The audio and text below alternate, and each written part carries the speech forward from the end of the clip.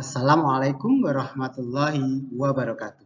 Bertemu lagi bersama Pak Anwar dalam pembelajaran Bahasa Indonesia tema 8 subtema 3 kelas 5. Kali ini kita akan mempelajari bagaimana menceritakan kembali teks non-fiksi menggunakan bahasa sendiri. Oke, tapi sebelumnya marilah kita berdoa sebelum belajar. A'udzu billahi minasyaitonir rajim. Bismillahirrahmanirrahim. Raditu billahi robba wa bil islami dina wa bi Muhammadin nabiyya wa rasula. Rabbi zidni ilma warzuqni fahma. Amin. Ya, kita ingat kembali apa itu teks non-fiksi, yaitu sebuah teks, sebuah tulisan yang dihasilkan berdasarkan kejadian nyata. Seluruh informasi yang disampaikan dalam teks non-fiksi dibuat berdasarkan fakta atau bersifat faktual. Ya, menceritakan kembali peristiwa pada teks non-fiksi. Bagaimana caranya? Ikuti langkah-langkah berikut ini. Yang pertama, bacalah teks tersebut dengan teliti dari awal hingga akhir teks. Yang kedua, cermati pokok-pokok informasi yang dapat menjelaskan peristiwa dalam teks. Ketiga, catatlah informasi tersebut dalam bentuk poin-poin, peta pikiran, atau diagram alir. Yang keempat, tuliskan peristiwa-peristiwa yang telah kamu temukan dengan bahasamu sendiri. Ya, di sini ada sebuah contoh teks berjudul Hari Air Sedunia. Mari kita baca bersama-sama. Hari Air Sedunia diperingati setiap tanggal 22 Maret. Dengan adanya peringatan Hari Air Sedunia, kita diingatkan bahwa persediaan air bersih semakin berkurang, padahal jumlah penduduk semakin bertambah. Persediaan air bersih semakin berkurang karena cadangan air tanah berkurang. Cadangan air tanah berkurang karena air hujan tidak masuk ke dalam tanah. Sebaliknya, air hujan langsung mengalir ke parit, selokan, lalu ke sungai dan terus ke laut. Air hujan tidak dapat masuk ke dalam tanah karena tidak ada akar-akar pohon yang dapat menahan air di dalam tanah. Banyak pohon di hutan ditebangi. Lahan-lahan hijau berubah menjadi perumahan, perkantoran, dan kawasan industri. Berkurangnya cadangan air tanah mengakibatkan banyak mata air kering. Sumur-sumur gali pun cepat kering pada musim kemarau. Akibatnya, penduduk di daerah pedesaan kesulitan mendapatkan air bersih untuk keperluan sehari-hari. Hasil panen pun jauh berkurang karena tanaman pangan kekeringan.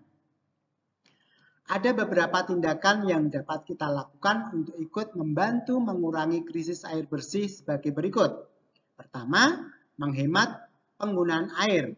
Kedua, membuat lubang resapan berguna untuk menampung air hujan supaya terserap ke dalam tanah.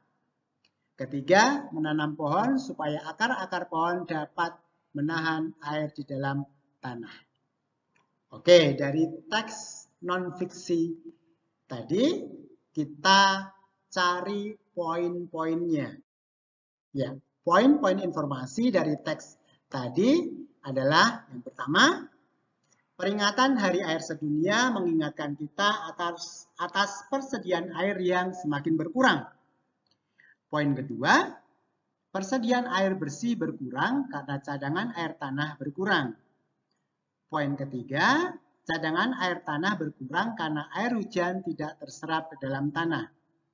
Poin keempat, air hujan tidak terserap karena tidak ada akar yang bisa menahan air. Poin kelima, banyak pohon di hutan ditebang dan berkurangnya lahan hijau.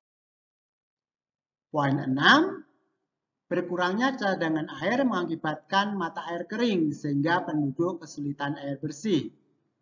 Poin berikutnya, poin 7, tindakan yang dapat mengurangi krisis air bersih. Contohnya menghemat air, membuat lubang resapan, dan menanam pohon. Itu tadi poin-poin informasi yang terdapat dalam teks. Kita ambil informasi yang berkaitan dengan peristiwa yang terjadi. Oke, selain poin-poin informasi, kita juga bisa mencatat dalam bentuk peta pikiran, yaitu seperti berikut. Di situ kita mencari penyebabnya, yaitu cadangan air berkurang karena tidak ada resapan air. Kemudian akibatnya penduduk kesulitan air bersih. Tindakannya antara lain menghemat air, terus kemudian membuat lubang resapan, dan tindakan berikutnya menanam pohon. Ini dalam bentuk peta pikiran. Bisa juga kita buat dalam bentuk diagram alir. Oke, berikut ini bentuk diagram alir, mengalir dari penebangan pohon mengakibatkan air hujan tidak terserap tanah. Hal ini mengakibatkan cadangan air tanah berkurang. Cadangan air tanah berkurang mengakibatkan mata air kering. Mata air kering mengakibatkan persediaan air bersih berkurang. Persediaan air bersih berkurang mengakibatkan penduduk kesulitan air bersih. Kemudian yang terakhir adalah tindakan yang bisa kita lakukan untuk mengatasi krisis air, yaitu hemat air, membuat lubang resapan, dan menanam pohon. Ini informasi-informasi jika disajikan dalam diagram alir. Kemudian dari poin-poin informasi, kemudian peta pikiran dan diagram alir, kita bisa menceritakan kembali dalam bentuk ringkasan dengan bahasa kita sendiri. Contohnya, ini, peringatan Hari Air Sedunia tiap tanggal 12 Maret mengingatkan kita atas persediaan air yang semakin berkurang. Persediaan air bersih berkurang karena cadangan air tanah berkurang. Cadangan air tanah berkurang karena air hujan tidak terserap ke dalam tanah. Hal ini disebabkan tidak adanya akar-akar yang menahan air akibat penebangan pohon di hutan dan hilangnya lahan hijau. Berkurangnya cadangan air tanah mengakibatkan banyak mata air kering. Akibatnya penduduk di daerah pedesaan kesulitan mendapatkan air bersih. Ada beberapa tindakan yang dapat kita lakukan untuk ikut membantu mengurangi krisis air bersih, yaitu menghemat penggunaan air, membuat lubang resapan, dan menanam pohon. Oke, ini tadi menceritakan kembali isi teks non-fiksi dalam bentuk ringkasan dengan bahasa kita sendiri. Jadi, kalau dilihat bentuk kalimatnya berbeda dengan kalimat-kalimat yang ada di teks aslinya.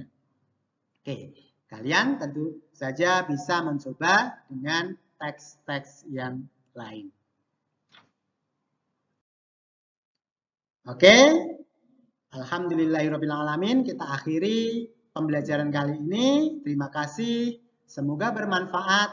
Wassalamualaikum warahmatullahi wabarakatuh.